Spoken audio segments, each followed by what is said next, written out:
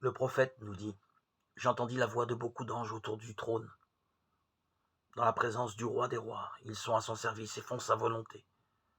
En écoutant sa parole, ils sont des dizaines de milliers d'anges.» Apocalypse 5, 12.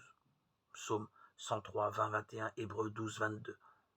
En tant que messager de Dieu, il est dit d'eux qu'ils sont comme la foudre.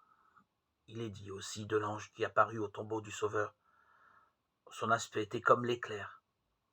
Les gardes tremblèrent de peur et devinrent comme morts. Lorsque Sennachérib proféra des injures et des blasphèmes contre Dieu et menaça Israël de destruction, cette nuit-là, le messager du Seigneur sortit et abattit dans le camp des Assyriens 185 000 hommes. Ézéchiel 1, 14, Matthieu 28, 3, 4. 2 Rois 19, 35.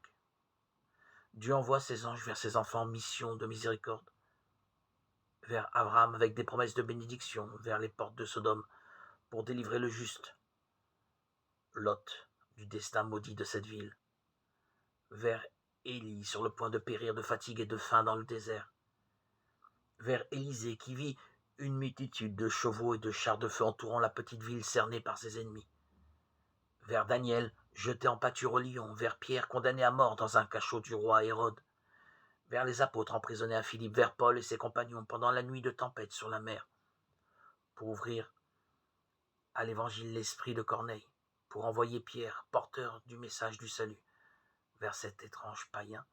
C'est ainsi que, à travers tous les siècles, les saints anges ont exercé leur ministère en faveur du peuple de Dieu.